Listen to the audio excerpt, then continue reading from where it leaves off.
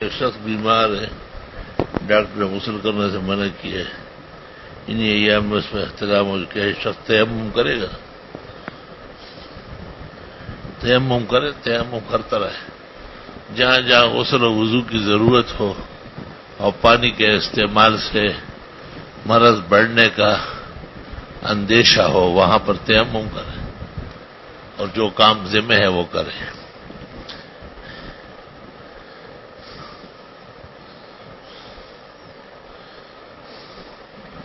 ہمارے پاکستانی کھلاڑی اکثر کھیل کے دوران سجدہ ریز ہو جاتے ہیں، اور ائمہ کے ہاں گنجائش ہے، ہمارے ہاں تو نہیں ہے، بلکہ ابو الحسن کرخی نے قول بالکفر نقل کیا ہے، لیکن بخاری اور وغیرہ امام شعبی کے ہاں سجدہ تلاوت یا جنازہ بغیر وضو کے جائز ہے، تو ایسے لوگوں کے ہاں یہ لڑکے بچ جائیں گے، کم از کم ایمان پر رہیں گے۔ اختلاف کا یہ فائدہ ہے، منع کرنا چاہیے ان کو کہ ایسا نہیں کریں۔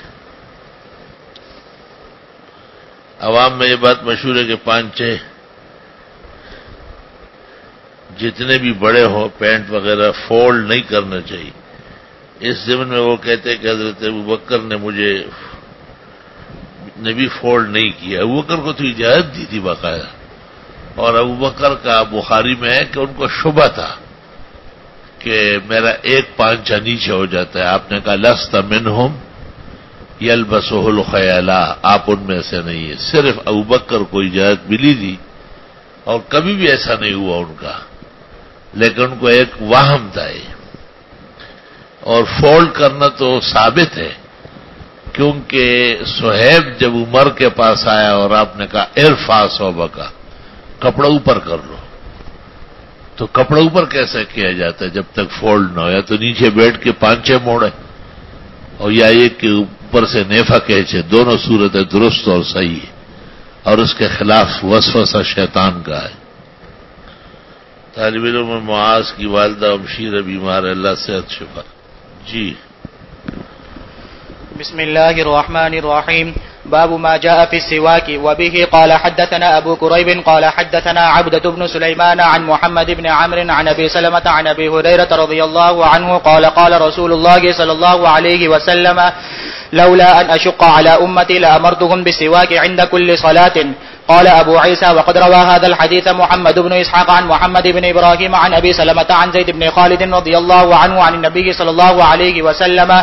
وحديث أبي سلمة عن أبي هريرة وزيد بن خالد رضي الله عنهما عن النبي صلى الله عليه وسلم كلاهما عندي صحيح، لأنه قد روي من غير وجه عن أبي هريرة رضي الله عنه عن النبي صلى الله عليه وسلم هذا الحديث. وحديث أبي هريرة رضي الله عنه إنما صحح لأنه قد روي من غير وجه.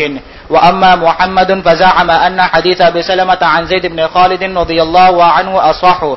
وفي الباب عن أبي بكر الصديق وعلي وعائشة وابن عباس وحذيفة وزيد بن خالد وأنس وعبد الله بن عمرو وأم حبيبة وابن عمر وأبي أمامة وأبي أيوب وتمام بن عباس وعبد الله بن حنزلة وأم سلمة وأبي وواثلة وأبي موسى رضي الله عنهم. وبه قال حدثنا هناد قال حدثنا عبدة عن محمد بن إسحاق عن محمد بن إبراهيم عن أبي سلمة عن زيد بن خالد الجهني رضي الله عنه قال سمعت رسول الله صلى الله عليه وسلم يقول لولا أن أشق على أمتي لأمرتهم بالسواك عند كل صلاة ولأخرت صلاة العشاء إلى ثلث الليل. قال فكان زيد بن خالد رضي الله عنه يشهد الصلوات في المسجد وسواكه على أذنه موضع القلم من أذن الكاتب لا يقوم إلى الصلاة إلا استنى ثم رده إلى موضعه. قال أبو عيسى هذا حديث حسن صحيح. بسم الله الرحمن الرحيم. باب ما جاء فی السواک، مسواک کے بارے میں یہ باب ہے، اور مسواک اس طریق مسنون کو کہتے ہیں جس کے ذریعے دانت اور منہ صاف کیا جاتا ہے۔ اس کے ابواب مختلف ہے، سا کا یسوک بھی ہے اور استا کا یستاک بھی ہے اور استن یستن بھی ہے، اور اس سب کے معنی ہے تنظیف الاسنان، منہ اور دان صاف کرنا۔ شارع علیہ السلام نے ایسی رہنمائی فرمائی ہے کہ ایک کڑوے درخت پیلو جسے کہتے ہیں یا نیم، اس کی لکڑی ایک بالش کے فاصلے پر ہو اور ایک خنصر چھوٹی انگلی کے موٹاپے میں ہو اور وہ تر ہو اور منہ میں اور دانتوں میں اوپر نیچے رگڑا جائے، اس خیال سے کہ دانت صاف ہو جائے اور منہ کا رائحہ کریہا زائل ہو جائے۔ کہتے ہیں کہ یہ بھی انبیاء علیہ السلام کی سنتوں میں سے من سنن المرسلین کہا ہے اس کو۔ انبیاء علیہ السلام بھی صفات میں ملائک سے برتر ہے، اور وہ خوشبو سے خوش ہوتے ہیں اور بدبو سے تکلیف محسوس کرتے ہیں۔ ان ملائکۃ اللہ لتتعزى مما يتعزى منه بنو آدم، ابو داؤد کی روایت ہے۔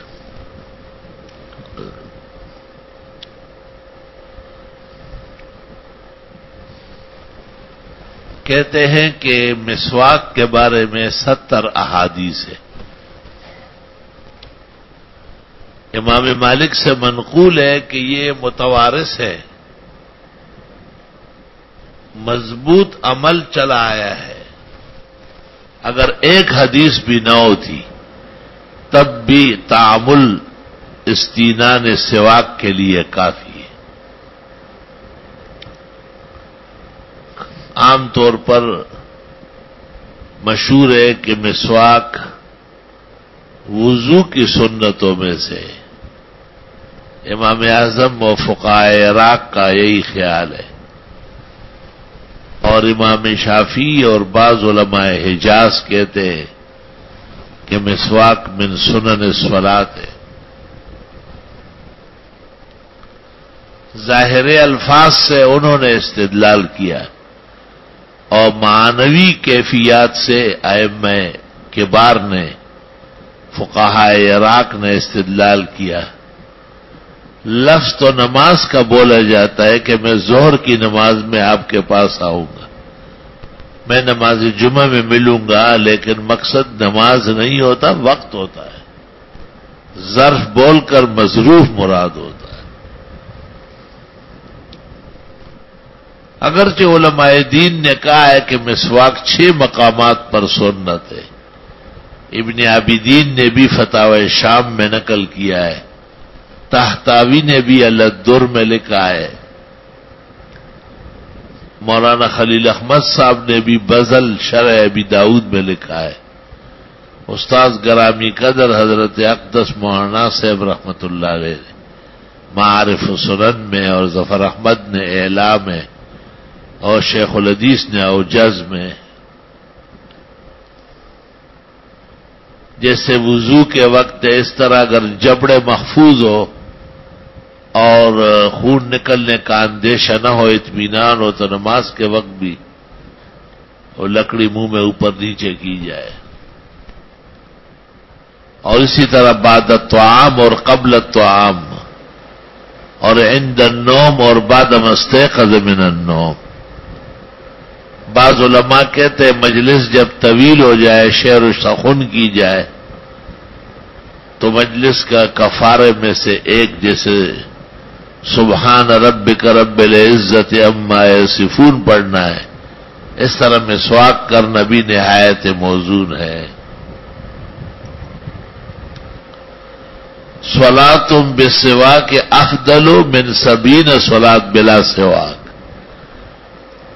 ایک نماز ایسے وضو سے پڑھنا جس میں مسواک استعمال کیا گیا، 70 ان نمازوں سے افضل ہے جو بغیر وضو کے، یعنی بغیر مسواک کے وضو کر کے پڑھی گئی ہے۔ صلاتم بالسواک افضل من 70 صلات بلا سواک۔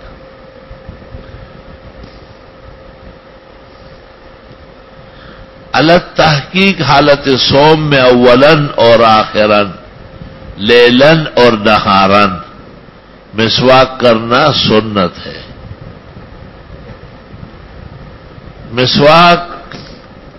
مسواک ہی معروف ہے. برش وغیرہ یا پیسٹ استعمال کرنا وہ دانتوں اور منہ کا علاج تو ہے، لیکن اس سے سنت ادا نہیں ہوگی. جیسے فقہاء نے لکھا ہے وَعِنْدَ فَقْدِهِ يُكْفَى بِالْإِصْبَعِ، مسواک کی لکڑی نہیں ملی تو انگلی سے شہادت کی جو ہم منہ رگڑتے یہ بھی مسواک ہے. علماء دین کہتے ہیں جواز کے درجے میں ہے، افضلیت وہی پیلوں کا درخت ہو اس کی ٹہنی ہو یا نیم کا درخت ہو اس کی ٹہنی ہو. کہتے ہیں کسی ایسے درخت کی لکڑی سے مسواک کرنا جس میں پیلاہٹ اور کڑواہٹ کے بجائے میٹھا پن ہو، جیسے شہتوت کا درخت اور اس کی ٹہنی یا انجیر کے شاخ کی ٹہنی یا بیری کی ٹہنی منع فرمایا ہے، اس سے کیڑا ہونے کا اندیشہ ہے.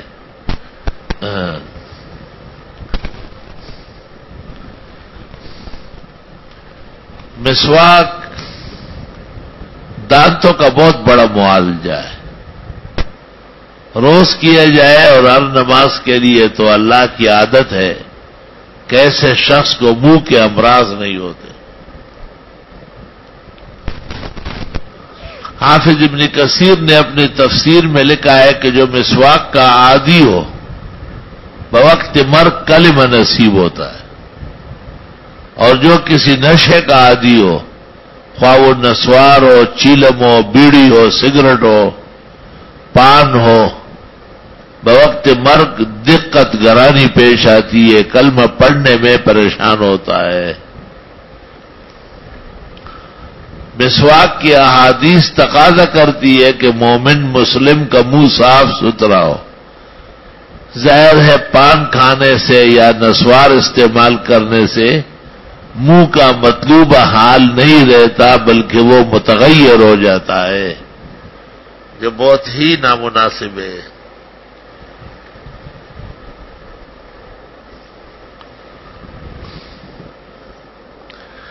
ام المومنین عائشہ صدیقہ رضی اللہ تعالی عنہا سے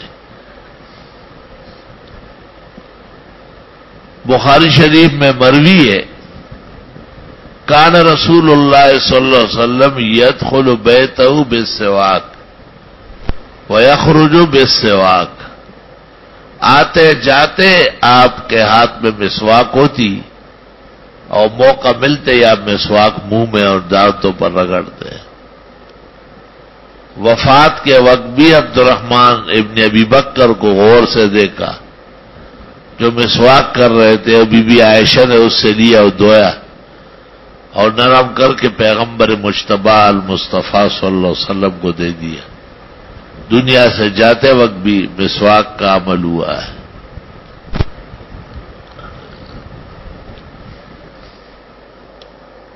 لا الہ الا اللہ. مسواک اس لیے بھی ضروری ہے کہ منہ میں بھورے یا دوسرے کھانے کے ریزے، شوشے اور ٹکڑے کہیں سڑ نہ جائے اور وہ بدبو پیدا نہ کرے. یہی بدبو دل پر جاتی ہے اور دل فیل ہونے لگتا ہے. مسواک کا مقصد یہ کہ منہ صاف ستھرا ہو، ان پر رنگ روغن نہ ہو، کھانے اور پینے کے آثار نہ ہو. اس سے جگر، آنتڑیاں اور دل براہ راست متاثر ہوتا. بڑی بیماریوں میں سے ایک بیماری یہ ہے کہ منہ سے بدبو آتی ہو.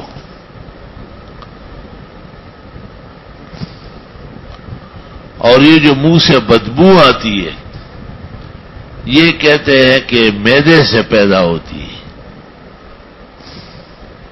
اور ناپسندیدہ ہے. رمضان شریف میں جو منع فرمایا ہے کہ لخلوف فم الصائم اطیب عند اللہ من ریح المسک، خلوف فم الصائم اس سے بھی مراد خلوف معدہ ہے. جو ہوار پیدا ہوتا ہے، نہ کہ منہ کا گند ہے، اور منہ اور دانتوں میں جو چیز پس جاتی ہے کچھ دیر بعد آپ نکالے اس میں بو پیدا ہوتی ہے۔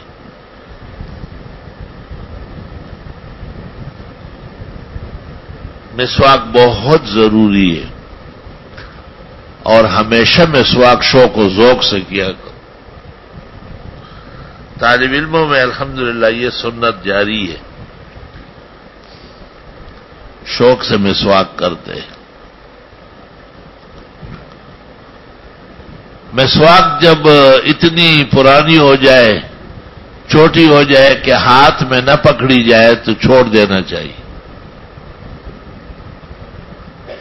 محترم جگہ میں ڈالی جائے۔ استعمال کے بعد مسواک کھڑا کیا جائے، ایسا کہ مستعمل حصہ اوپر ہو اور دستہ نیچے ہو۔ ولا یودع بل یقام ہو، ابن مسعود سے منقول ہے۔ ایک کا مسواک دوسرا نہ استعمال کرے، الا باذنہ، بعد ان یغسل وینشف، دھونے اور سکانے کے بعد۔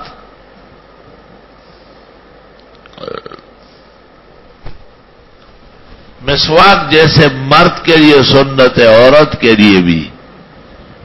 بعض لوگ سمجھتے کہ ان کے لیے مسی دنداسا، اور دوسری چیز ہے وہ مسواک نہ کرے، لیکن احادیث میں علی الاطلاق رجال و نساء کے لیے مرغوب ہے۔ بڑی مسواک بھی ہوتی ہے، چھوٹی پتلی سی بھی ہوتی ہے، بہت زیادہ بھی مسواک کیا جاتا ہے، کم بھی کیا جاتا ہے۔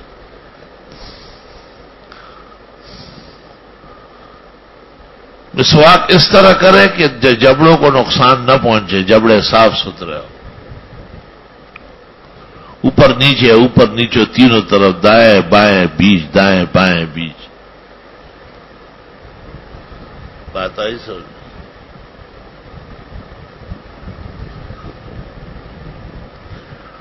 مسواک عام سنت ہے، لیکن شریعت میں اس کی فضیلت بڑی ہے۔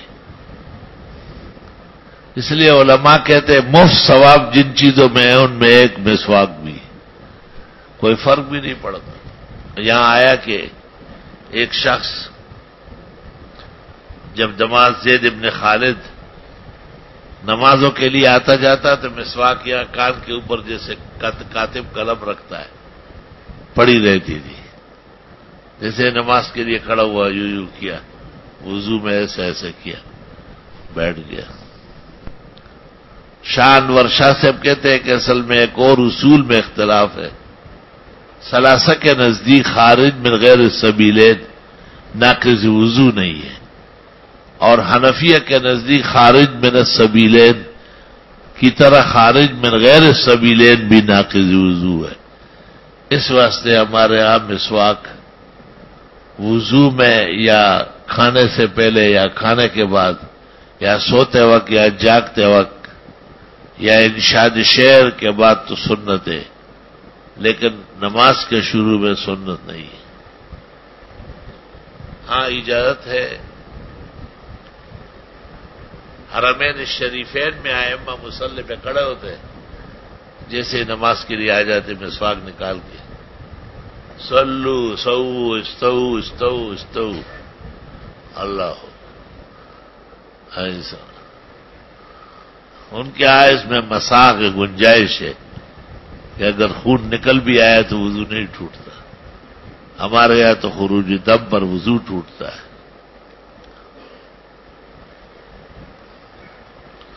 علماء دین نے کہا ہے کہ نماز میں مواضع اختلاف سے بچے، تو حنبلی امام کو نماز کے لیے مسواک نہیں کرنا چاہیے تاکہ حنفیہ کا وضو اور نماز خطرے میں نہ ہو، لیکن وہ تو ضدن و عنادن کرتے ہیں وقایا۔ اللہ اکبر۔ مولوی صاحبان سمجھ گئے؟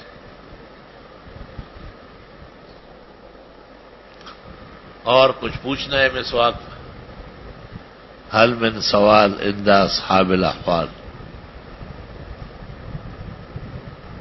پوچھو.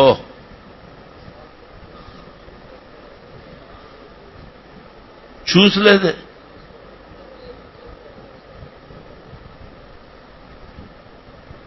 کون چوستا ہے؟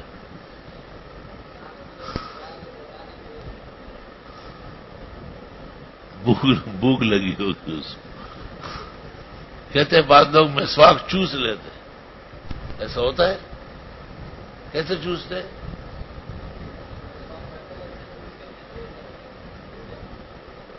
اچھا دھوتے نہیں ہے نا، مناسب بات ہے.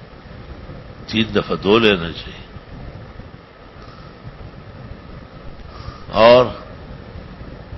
اور کوئی سوال؟ ہاں جی کیا کہہ رہے ہیں؟ نہیں معلوم نہیں ہے. یہ تل کا میرا قاضی بالباطل اہل علم نے نہیں لکھا ہے. یہ لکھا ہے محترم جگہ میں ڈالے، نجاسات میں غلاظات میں نہ ڈالے. اور اسپن چکیا.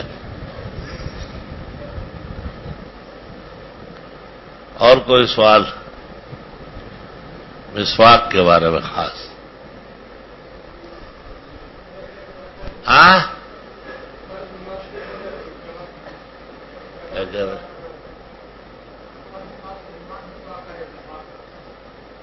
فرض نماز کے دوران کرے. یہی کہہ رہا ہوں نا کہ حنابلہ کرتے ہیں نا، حنفی ہے تو بچ دے. لیکن اگر جبڑے مطمئن ہے کہ خون نہیں آتا تو جائز ہے. خون نہیں آنا چاہیے بس. ہمارے یہاں تو خون نہیں آتا جو روز مسواک. ہاں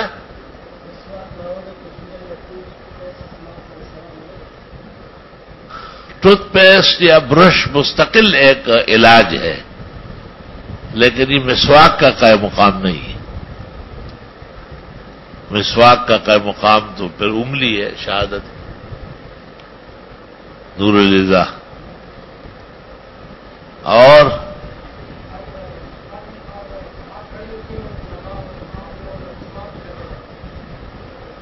مسواک کرتے ہیں نا، لگے رہتے کیا مطلب؟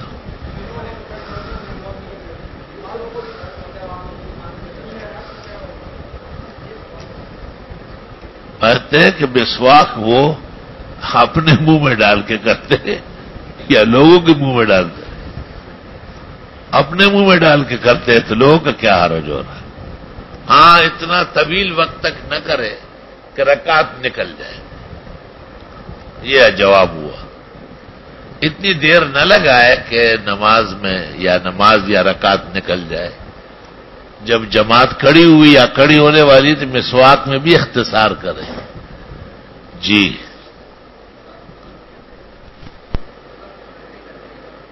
مسواک میں پکڑنے، یہی پکڑنے کا طریقہ ہے. انگلیوں سے پکڑے، انگلیوں کے بیچ میں ڈالنا، یہ سب ایسی ہے. جس میں آسانی ہو وہ کرو.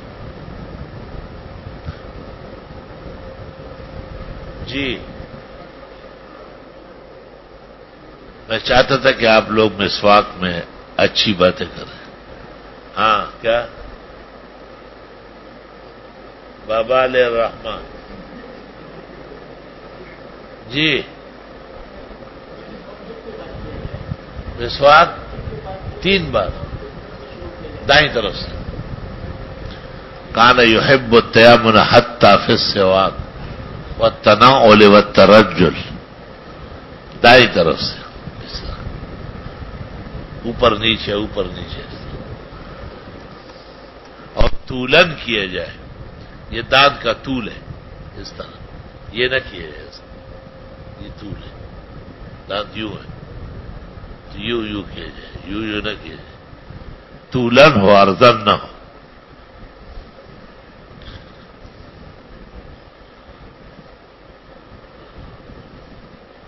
مشہور ہے کہ مسواک جیب میں ہو اور آدمی گر جائے تو اس کی ہڈیاں نہیں ٹوٹتی. پھر بوڑھوں کو تعویذ کی جگہ گلے میں مسواک باندھ دو.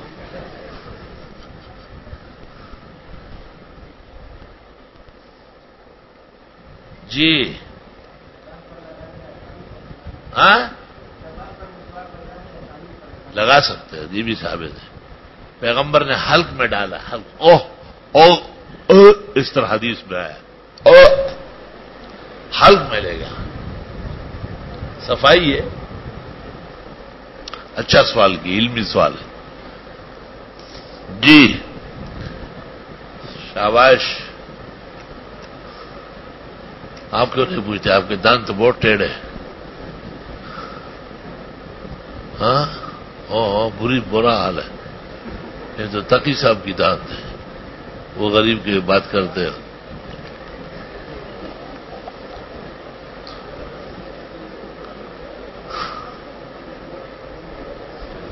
لیکن سنا کوئی علاج کرایا انہوں نے، اور قدرتی اس طرح بنے. جی باتیں مت کرو، مجھ سے پوچھو. میں نے تو یہ موقع دیا ہے کہ بات کر سکتے ہو اس میں، تاکہ کچھ آپ کے سوالات کے جوابات ہو جائے تو اس سے فقہ بڑھ جائے گا.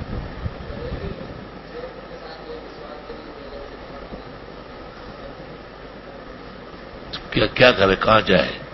کچھ تو کریں گے. وہ کہتے ہیں بریلوی لوگوں نے اپنے قمیص میں جگہ بنائی. ٹھیک ہے بنائے، کوئی حرج نہیں.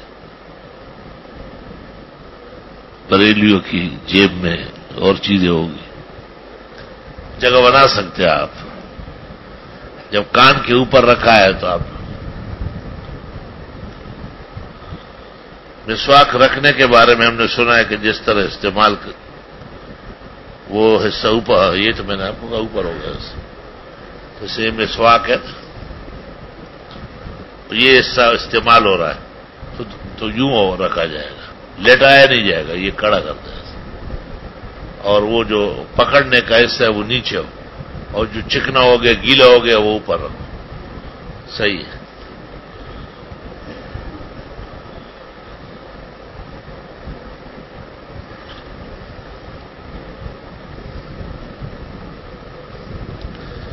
سیوا کا استعمال کرنے کے بعد اس کے ریشے کو خشک کرنے کے لیے کس چیز پر سارے آدمی پاگل ہو جاتے ہیں؟ پتہ نہیں کیا کہہ رہے ہیں کہ آدمی کیوں پاگل ہو رہا ہے؟ سنت کے مطابق کس کس درخت کی مسواک کہ پیلو ہے پیلو اور نیم، یہ مناسب ہے. ہر وہ درخت جس میں کڑواہٹ ہے اس کی مسواک جائز ہے. ابن عابدین نے لکھا ہے فتاوی شام میں، مولانا خلیل احمد نے غزل میں. ہر پیلے وہ درخت جس میں وہ ہے کڑواہٹ ہے، اور میٹھا اور شیرینی جس میں ہے اس میں منع ہے. جی کر سکتے، سب ثبوت حدیث سے ہو رہا ہے.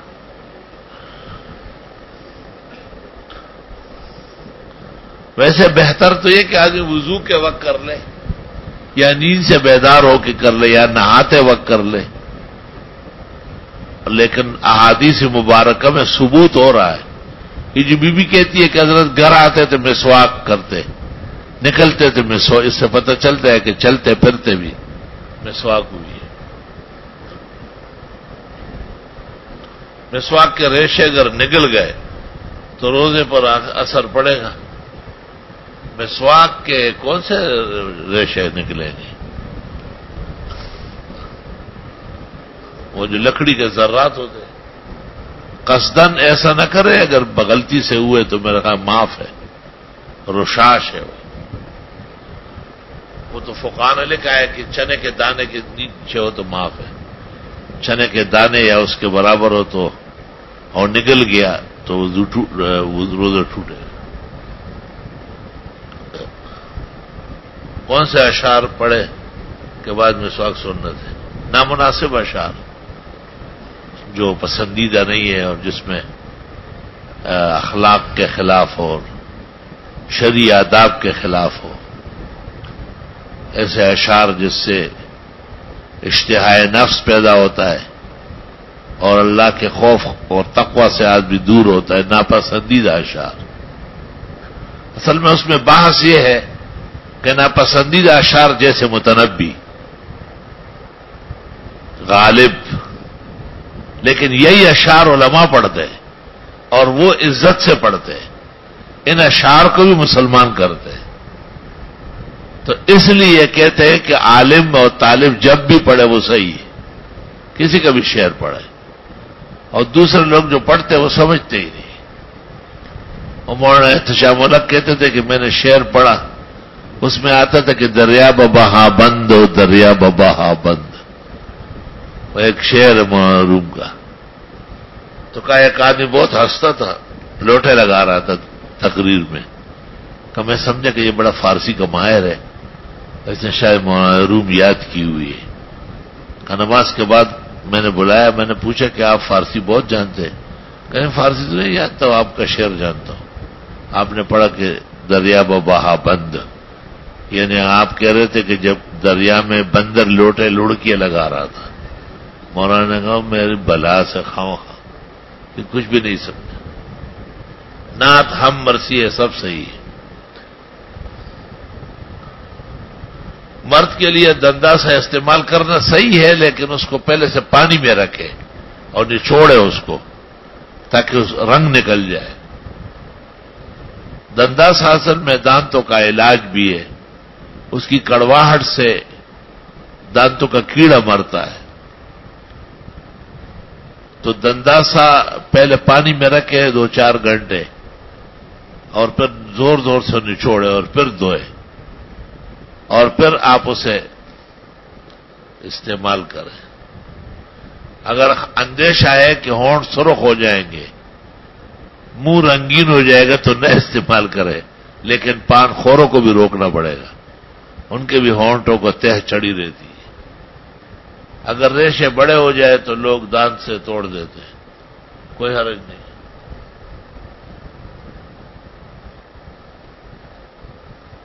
غسل خانے میں مسواک کر سکتے ہیں،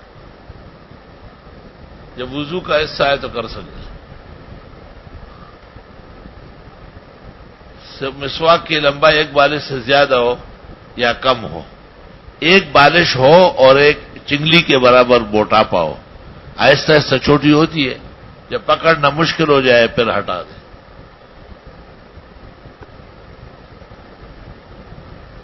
فقہاء نے مسواک نہ ہونے کی صورت میں انگلی کو اس کا قائم مقام کیا ہے، تو برش اس کا قائم مقام نہیں ہے. برش تو مستقل ایک معالجہ ہے اصل میں، اور مسواک ایک شرعی سنت ہے. وَعِنْدَ فَقْدِهِ يَكْفِي الْإِصْبَعَ، آیا وضو کے لیے کافی ہے یا مسواک کے؟ یہ بھی قولان مشہوران ہیں، مراقی میں لکھا ہے. میرا خیال یہ ہے کہ برش کا مقام نہیں ہے.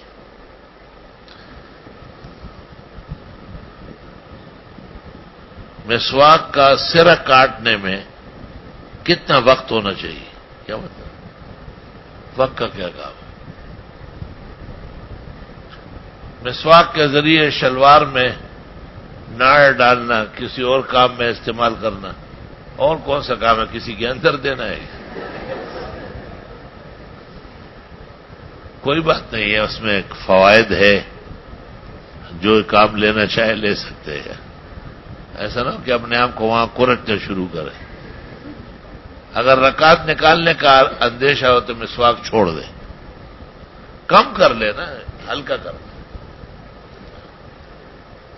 لوگ قبر پر درخت کی ٹہنیاں توڑ کر لگاتے ہیں، ان کو جب منع کیا تو کہتے ہیں کہ یہ ٹہنی ہے ذکر. یہ بات صحیح ہے، ٹہنی ہری ٹہنی رکھنا سنت ہے. اچھا پورا کرو.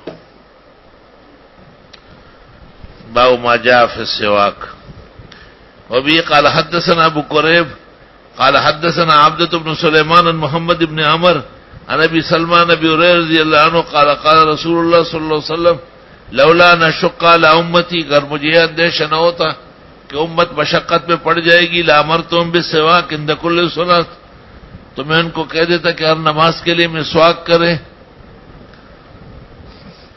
لیکن اب معلوم ہوا کہ ہر نماز کے لیے نہیں آیا، جب وضو کی ضرورت ہو تو مسواک ہو. تو اس سے یہ پتہ چلا کہ مسواک وضو کی سنت ہے، نماز کی سنت نہیں. قال ابو عيسى رواه الحديث محمد بن اسحاق عن محمد بن ابراهيم بن ابي سلمى عن زيد بن خالد عن النبي صلى الله عليه وسلم وحديث ابي سلمى عن ابي هريره وزيد بن خالد عن النبي صلى الله عليه وسلم كلاهما عندي صحيح لانه قد روي من غير وجه عن ابي هريره عن النبي صلى الله عليه وسلم هذا الحديث وحديث ابي هريره ما صحح لانه قد روي من غير وجه واما محمد امام بخاری فزعم ان حديث ابي سلمى عن زيد بن خالد صح وفي الباب عن هؤلاء رضی اللہ عنہم. بہت لوگ ہیں، بہت لوگ ہیں، اتنا طویل وفی الباب میں نے ترمذی میں نہیں دیکھا. یعنی مسواک کی احادیث بہت زیادہ ہے. اور یہ سب تخریج موجود ہے میرے پاس، سب تخریج ہے، بھی چھوڑی تخریج ہے. حدیث ابی بکر اخرجہ احمد و ابو یعلا وحدیث علی اخرجہ الطبرانی فی الاوسط وحدیث عائشہ اخرجہ النسائی وابن خزیمہ وابن حبان وحدیث ابن عباس اخرجہ الطبرانی فی الکبیر والاوسط وحدیث حذیفہ اخرجہ الشیخان وحدیث زید بن خالد اخرجہ ابو داود والترمذی وحدیث انس اخرجہ البخاری وحدیث عبداللہ ابن عمر اخرجہ ابو نعیم فی کتاب السواک. عبداللہ ابن عمر ہو گئی نا. وحدیث ام حبیبہ اخرجہ احمد و ابو یعلا وحدیث ابن عمر اخرجہ احمد وحدیث ابی امامہ اخرجہ ابن ماجہ وحدیث ابی ایوب اخرجہ احمد و ترمذی وحدیث تمام بن عباس اخرجہ احمد و طبرانی فی الکبیر وحدیث عبداللہ ابن حنظلہ لم نقف علیہ وحدیث ام سلمہ اخرجہ الطبرانی وحدیث واصلہ اخرجہ احمد و طبرانی وحدیث ابی موسیٰ اخرجہ الشیخان البخاری و مسلم. وبه قال حدثنا الناس قال حدثنا عبدان محمد بن اسحاق عن محمد بن ابراهيم بن ابي سلمان بن خالد الجهني قال سمعت رسول الله صلى الله عليه وسلم يقول لولا ان اشق على امتي لامرتهم بالسواك عند كل صلاه ولا اخرت صلاه العشاء الى ثلث الليل. قال فكان زيد بن خالد يشهد الصلوات في المسجد والسواك ولا اذني موضع قلم من اذن الكاتب، جیسے کاتب قلم رکھتا ہے کان کے اوپر. لا يقوم الا الصلاة الا استنى، جب بھی نماز کے لیے آتے مسواک ثم ردوا الى موضع، پھر وہی کان پہ رکھ لیتے. قال ابو عيسى هذا حديث حسن صحيح. وبهذا القدر نكتفي اليوم ولله الحمد اولا واخرا واخر دعوانا ان الحمد لله رب العالمين وصلى الله وسلم على رسوله الكريم ونبيه الامين وعلى اله واصحابه اجمعين. بخاری تو بظاہر مشکل لگ رہی کیونکہ وہ حفلے کا گھنٹہ ہے، استادوں کے ساتھ بھی بیٹھک ہے، تیاری بھی ہے، کیا کرے. مسافر شب سے اٹھتا ہے جو جانا دور ہوتا ہے. اللہ اکبر. بخیر و عافیت حج سے فارغ ہو جائے تو پھر آپ کی وہ جو چھٹیاں ہوتی ہے عید بعد اس طرح کے 10، 11، 12 طلبہ کام کرتے ہیں، پھر 13 تاریخ سے ان کی تعطیل ہوتی ہے، 20 تک یا 21، 22 طرح 10، 12 دن. تو وہ تو آپ کے سامنے بات آئے گی، لیکن ویسے دور حدیث کا تقاضا ہے کہ دور حدیث والے تخصص والے طلبہ عید کے ایام میں کھالوں میں شوق سے اخلاص سے کام کریں اور یہ چوریاں چکوریاں نہ کریں.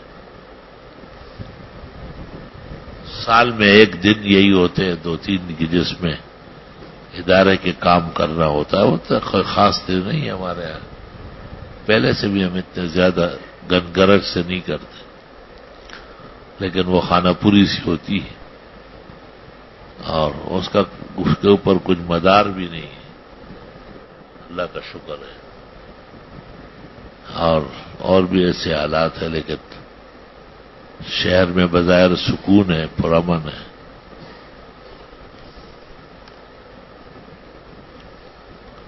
تو آپ اسباق میں بھی جب اسباق کھل جائے تو ٹائم پر بیٹھے اور استادوں کو فائدہ اٹھائے، ان سے دعائیں لے، اور ہمیں بھی دعاؤں میں یاد رکھے۔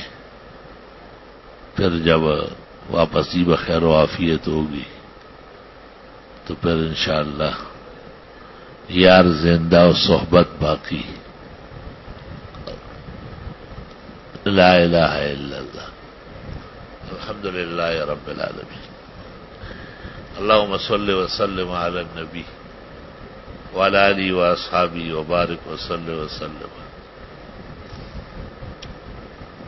حرمین شریفین کا سفر اللہ آسان فرمائے، حج نصیب فرمائے، مکہ و مدینہ نصیب فرمائے، وہاں مسنون و معصور دعائیں عطا فرمائے، قبول فرمائے، بیماریاں تکلیف رفع دفع فرمائے، قافلہ احبا و خلا بخیر و عافیت رہے، گھروں میں بھی خیر رہے، دار در و دیوار چپا چپا، عالم طالب ناظم خادم معاون محسن حفظ و امان میں رہے، بارآور رہے، بامراد رہے۔ اللہ رب العالمین عاجز و فقیر کو بھی صحت دے، شفا دے، تندرستی دے، سلامتی دے، انور شاہ کو بھی اور احسن کو بھی، اور دیگر جو خوشیاں ہیں اللہ نصیب کرے۔ واہ بھائی واہ، کیا کہنا ہے، سبحان اللہ سبحان اللہ۔ آہا ہا زما بہیر نش جانانا او کد جنت پا منارو ولاڑا، سبحان اللہ۔ او پولیس رات بورتنی سمو در رسولانو چه سردار درا بشیر۔ اللہم صلی وسلم علی النبی، او چستا د مخ پشانتی رنگ وی، او باغ لورزم پہاغ گل بویر کہو۔ یا رب لکل کبریا ولک الشکر ولک الحمد۔ جتنی دعائیں انبیاء نے، مرسلین نے، اولیاء نے، متقین نے، خاتم النبیین صلی اللہ علیہ وسلم نے مانگی اور آپ خوش ہوئے ہیں اور آپ نے قبول کی، ہمیں بھی وہ دعائیں، وہ شان و شوکت، وہ قبولیت و نجابت نصیب فرما۔ جتنی بلاؤں سے، آفات و آحات سے پناہ مانگی گئی اور آپ نے حفظ و امان دیا ہے، ہمیں بھی حفظ و امان نصیب فرما۔ طلباء حدیث بارآور فرما، ان کے مقاصد و اہداف سر بلند فرما، ان کی اور ہماری کمی کوتاہی، بشریات، خطیات، انسانیات، تقصیرات معاف فرما۔ کسے کم و زیاد زما دلا سکی گی، رحمان دے کل بد و استغفار۔ استغفر اللہ ربی من کل ذنب واتوب الیہ، استغفر اللہ الذی لا الہ الا هو الحی القیوم واتوب الیہ، استغفر اللہ العظیم الذی لا الہ الا هو الحی القیوم واتوب الیہ۔